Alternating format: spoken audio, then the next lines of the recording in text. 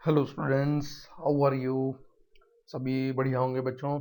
तो बेटा, हम जो अपना चैप्टर कर रहे थे उसके कुछ क्वेश्चंस हमने पिछली बार में कर लिए थे, और जो बचे हुए जो क्वेश्चंस हैं इस चैप्टर के, classification of elements and periodicity in their properties, उसके क्वेश्चंस अब जो है हम उनको करेंगे। तो वो उम्मीद करता हूँ पिछले वाले जो क्वेश्चंस थे उनको आपने कॉपी में लिख लिया है, उनको समझ लिया है। तो चलते हैं हम अगले क्वेश्चंस पर। देखो बेटा, उस क्वेश्चन से पहले एक दो टॉपिक इसके अंदर रह रहे हैं, वो टॉपिक मैं आपको एक बार करवा देता हूँ इसमें। एक तो सबसे पहली बात कि जो हमारे जो फर्स्ट एलिमेंट होता है, जो हमारे ग्रुप्स हैं, वो अपने सेकंड एलिमेंट से प्रॉपर्टीज बिल्कुल डिफरेंट शो करता है।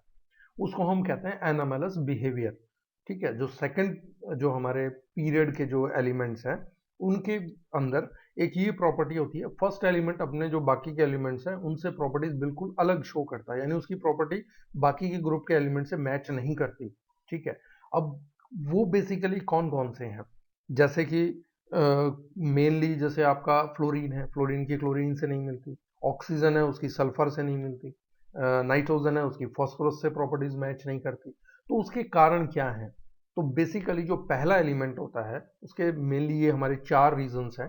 पहला जो एलिमेंट होता है उसका साइज बहुत छोटा होता है। तो बहुत छोटा होने के कारण उसका चार्ज और रेडियस, यानी उसका साइज के कारण जो उसके ऊपर चार्ज है इलेक्ट्रॉन और प्रोटॉन का, उनका चार्ज रेडियस रेशो बहुत ज़्यादा होता है, यानी इफेक्टिव न्यूक्लियर चार्ज बहुत ज़्यादा होता है। तीसरा, साइज छोटा होने के कारण इलेक्ट्रोनेगेटिविटी उसकी बहुत ज़्यादा होती है, और जो वो एलिमेंट्स हैं उनके अंदर डी ऑर्बिटल अब्सेंट होती है। ये चार रीजंस के कारण जो हमारा फर्स्ट जो एलिमेंट है वो अपने ग्रुप के बाकी एलिमेंट से प्रॉपर्टीज बिल्कुल अलग शो करता है या डिफरेंट शो करता है, उसी को हम कहते हैं एनोमलस प्रॉपर्टीज। ठीक है। ये जब हम ग्रुप्स वगैरह पढ़ेंगे या जब हम आगे इनकी स्टडीज करेंगे चैप्टर्स में, तो उनके बारे में भी हम पढ़ेंगे। सिर्फ आपको यहाँ पे ये याद रखना है, फर्स्ट एलिमेंट जो है अपने ग्रुप का, वो अपने से बाकी एलिमेंट के साथ में प्रॉपर्टी बिल्कुल डिफरेंट शो करता है, और उसके मेनली फोर रीजंस हैं। एक तो उसका एटॉमिक साइज बहुत स्मॉल है, एक उसके अंदर बहुत ज्यादा चार्ज रेडियस का रेशियो है, और हाईली इलेक्ट्रोनेगेटिव है, और उसके अंदर डी ऑर्बिटल नहीं होती, क्योंकि जब नीचे की तरफ हम जाते हैं तो जब और एटॉमिक नंबर इंक्रीज होता है तो डी ऑर्बिटल स्टार्ट होती है। डी ऑर्बिटल हमारी थर्ड से स्टार्ट होती है जब प्रिंसिपल क्वांटम नंबर की वैल्यू 3 होती है। तो उस कारण से उनकी जो प्रॉपर्टीज हैं वो बिल्कुल डिफरेंट हो जाती है। तो उसी को कहते हैं एनोमलस बिहेवियर या एनोमलस प्रॉपर्टीज। ठीक है। तो दूसरी चीज जो हमारी वो है डायगोनल रिलेशनशिप। डायगोनल रिलेशनशिप क्या है? डायगोनल, जैसे आपको मैथ्स में पता है डायगोनल क्या होता है, किसी भी ट्राइंगल का जो एक जब आप उसका दो लेते हो तो उसके अंदर जो उसके बीच की जो रे होती है उसको हम डायगोनल बोलते हैं।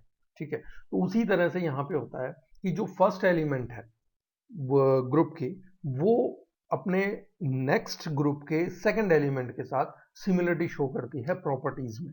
उसको हम कहते हैं डायगोनल रिलेशनशिप। ये एक डायगोनल सा बन रहा है, जैसे इसमें आपको दिख रहा है लिथियम और मैग्नीशियम में सिमिलरिटी है, बेरिलियम एल्यूमिनियम में सिमिलरिटी है, बोरोन और सिलिकॉन में सिमिलरिटी है। तो ये जो डायगोनली सिमिलरिटी हो जाती है इसको हम कहते हैं डायगोनल रिलेशनशिप। और ये डायगोनल रिलेशनशिप सबसे पहली बात तो होता क्यों है? ये होता इसलिए है कि जैसे आपको पता है लेफ्ट से राइट आप जाओगे तो साइज आपका डिक्रीज होता है, और ऊपर से नीचे जाओगे तो साइज आपका इंक्रीज होता है। तो देखो, जब लिथियम से हम बेरिलियम की तरफ जा रहे हैं साइज डिक्रीज हुआ, बेरिलियम से मैग्नीशियम की तरफ गए साइज इंक्रीज हो गया। तो लिथियम और मैग्नीशियम का यहाँ पे साइज कंपेरेबल हो जाते हैं। तो अगर साइज कंपेरेबल है तो उनकी प्रॉपर्टीज भी क्या होगी? सेम होगी।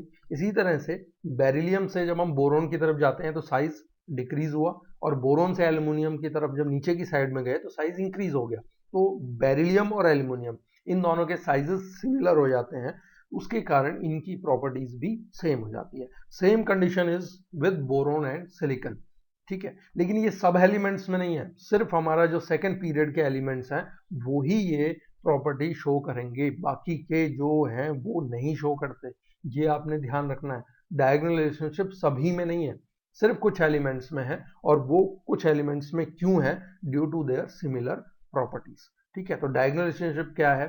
When we move from left to right in a second period, we saw similarity between the first element and the second element in second group या next group is called diagonal relationship. ठीक है, तो ये diagonal relationship के कुछ example है, lithium और magnesium में, बेरिलियम और एल्युमिनियम में, बोरॉन और सिलिकॉन में। तो ये डायगोनल रिलेशनशिप है, और डायगोनल रिलेशनशिप मैंने आपको बताया कि क्यों है, due to their similar size होने से उनकी इलेक्ट्रोनेगेटिविटी सेम हो जाती है और उनकी प्रॉपर्टीज भी सेम हो जाती है। ठीक है, पूरी सेम नहीं होती, कुछ सिमिलरिटीज हैं। ठीक है, ओके, चलो नेक्स्ट, अब हम चलते हैं हमारे क्वेश्चंस पे। देखो, एक हम जब डेफिनेशंस, मैंने आपको जब बोर्ड पे भी पढ़ा रहा था, जब भी बताया था कि जब भी हम डेफिनेशन लिखेंगे आयनेशन एंथैल्पी की और इलेक्ट्रॉन गेन एंथैल्पी की, तो हम दो टर्म यूज करते हैं, एक तो आइसोलेटेड गैसेस एटम और दूसरा जो है वो है ग्राउंड स्टेट। तो आइसोलेटेड गैसेस एटम और ये ग्राउंड स्टेट का मतलब क्या है? देखो, आइसोलेट का मतलब जो बिल्कुल अलग है, जो बाकियों से दूर है। ठीक है, और गैस का एटम होगा तो आपको पता है उसके अंदर काइनेटिक एनर्जी सबसे ज्यादा होगी। तो काइनेटिक एनर्जी अगर उसमें सबसे ज्यादा है तो वो अल्टीमेटली एक दूसरे से दूर होगा, क्योंकि वो सारे जो हैं अपनी एनर्जी के साथ मूव कर रहे होंगे। तो उसीलिए हमने कहा आइसोलेटेड गैसेस एटम, क्योंकि गैस के एटम में काइनेटिक एनर्जी ज्यादा होती है और वो बाकी के जो उसके सराउंडिंग में एटम्स है उनसे वो बिल्कुल आइसोलेट है। दूसरी चीज ग्राउंड स्टेट। देखो, ग्राउंड स्टेट क्या होता है कि एटम जो है उसके अंदर आपको पता है इलेक्ट्रॉन्स होते हैं, बाहर रिवॉल्व कर रहे होते हैं।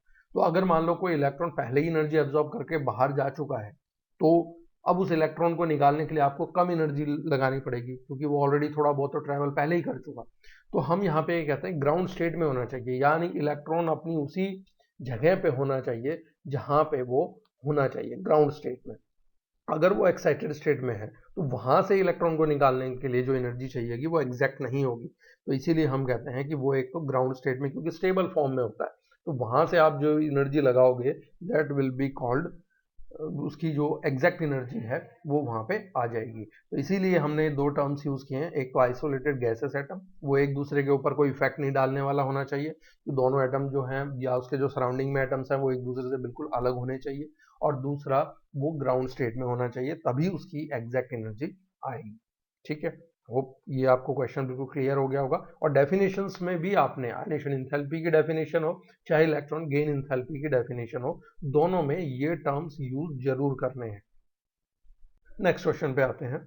नेक्स्ट क्वेश्चन जो है हमारा वो है कि जो सेकेंड पीरियड के अंदर जो आयनेशन एंथैल्पी का जो ऑर्डर है वो यहाँ पे दिया हुआ है कि इसमें सबसे ज्यादा neon, then fluorine, then nitrogen, then oxygen, then carbon, then beryllium, boron and lithium. यानी सबसे ज्यादा जो आयनेशन एंथैल्पी है वो नियॉन की है और जो सबसे कम है वो लिथियम की है। तो देखो, सबसे पहली बात तो हमें पता है कि जब हम लेफ्ट टू राइट जाते हैं तो साइज डिक्रीज होता है।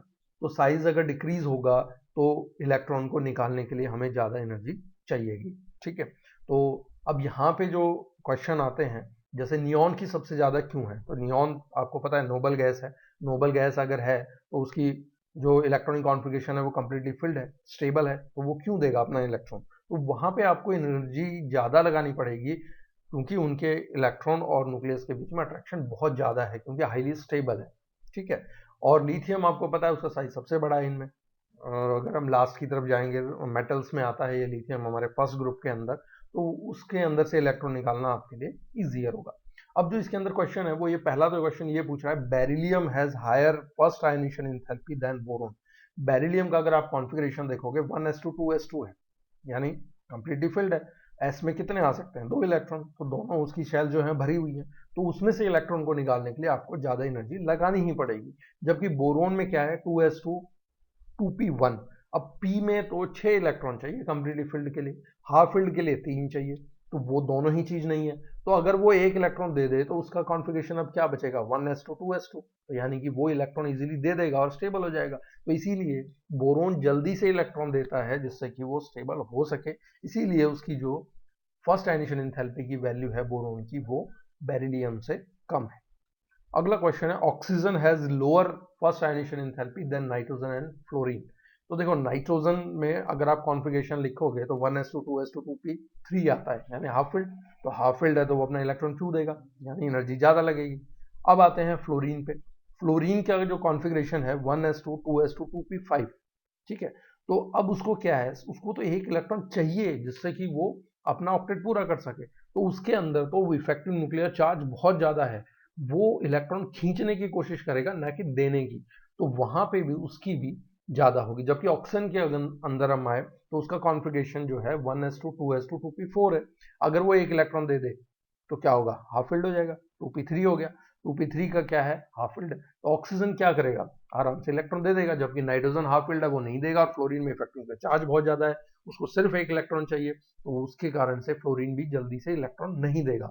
आयनेशन इंथैल्पी आपको क्या है, आयनेशन एनर्जी क्या है, बेसिकली किसी भी आइसोलेटेड गैसेस एटम जब वो ग्राउंड स्टेट में है तब उससे इलेक्ट्रॉन निकालने के लिए कितनी एनर्जी चाहिए, that is called ionisation enthalpy या आयनेशन एनर्जी। तो वो रीजन हमने पढ़े हैं कि एक तो जिसका साइज सबसे छोटा होगा उसमें ज्यादा एनर्जी लगेगी, अगर इफेक्टिव न्यूक्लियर चार्ज ज्यादा है तो एनर्जी आपको ज्यादा लगानी पड़ेगी, अगर हाफ फिल्ड है फुली फिल्ड है तो आपको ज्यादा एनर्जी लगानी पड़ेगी। तो वही तीन रीजंस जो हैं वो आपके यहाँ पे यूज हो रहे हैं।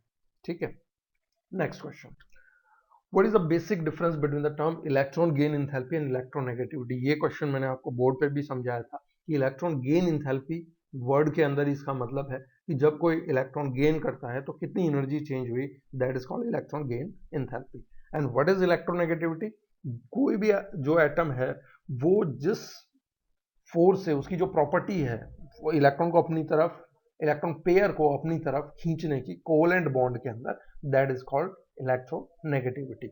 और इलेक्ट्रॉन गेन एंथैल्पी में जो वैल्यू है उसकी यूनिट होती है किलो जूल्स पर मोल, जबकि इलेक्ट्रोनेगेटिविटी क्या है, रिलेटिव टर्म है, दो एटम में से कोई सा भी जो ज्यादा इलेक्ट्रोनेगेटिव होगा वो इलेक्ट्रॉन अपनी तरफ खींचेगा, और उसी कारण से उस पर पार्शियल पॉजिटिव या नेगेटिव साइन पार्शियल का आएगा।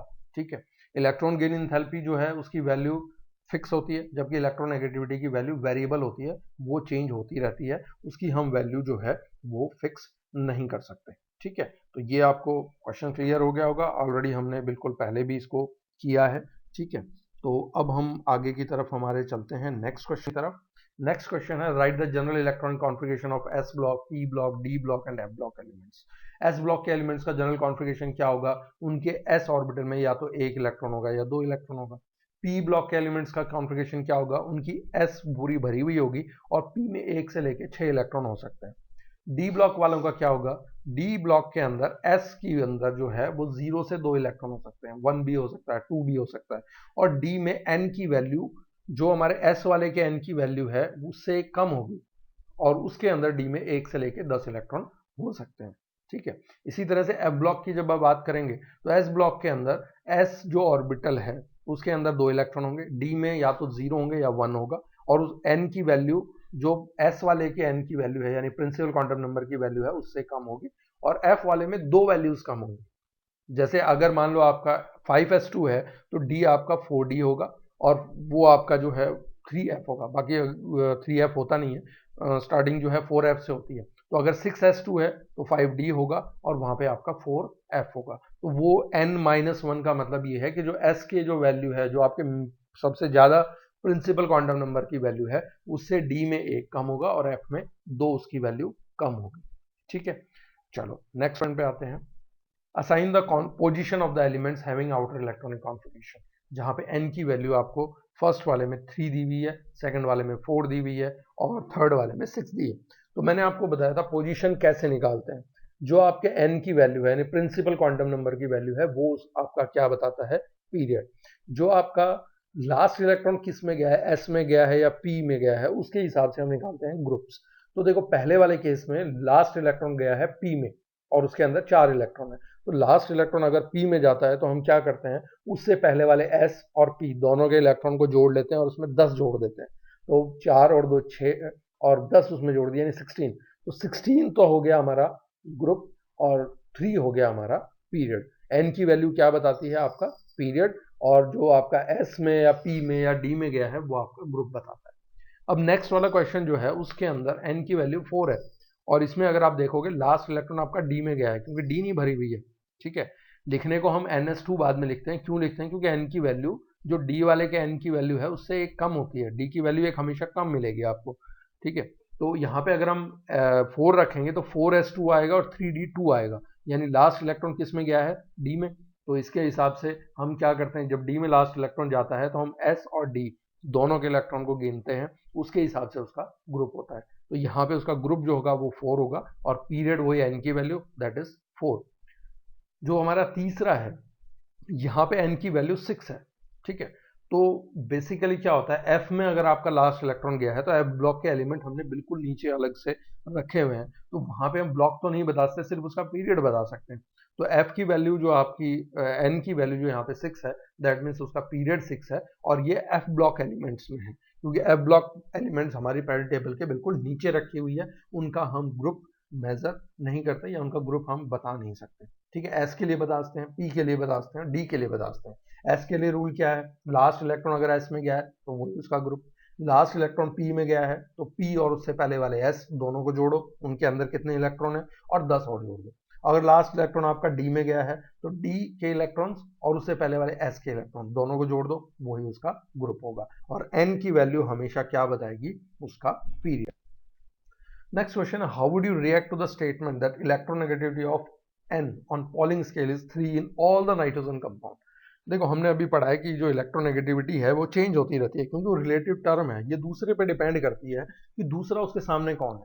अब यहाँ पे कह रहा है उसकी जो वैल्यू है ना वो 3 आएगी, तो ऐसा नहीं है। ठीक है, क्यों नहीं है, क्योंकि वो दूसरे एटम पे डिपेंड करती है, ये एक रिलेटिव टर्म है, वो वेरी करती है।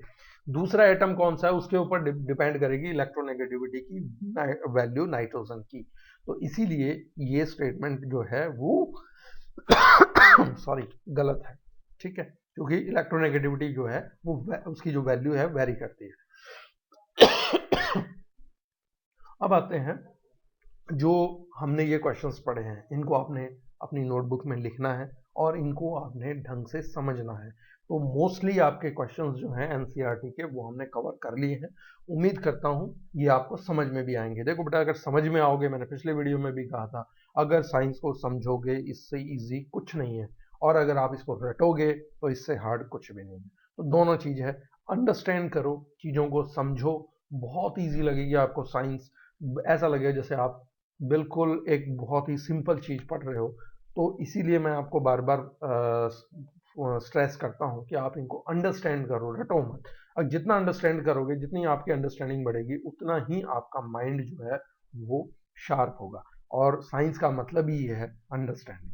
ठीक है, तो होप करता हूँ इनको आप अपनी कॉपी में लिखोगे भी, और मुझे इनकी जो फोटो है जो आपने लिखी है उसकी फोटो व्हाट्सएप पे जरूर भेजोगे। Thank you, beta. Stay safe, stay healthy, and keep e-learning.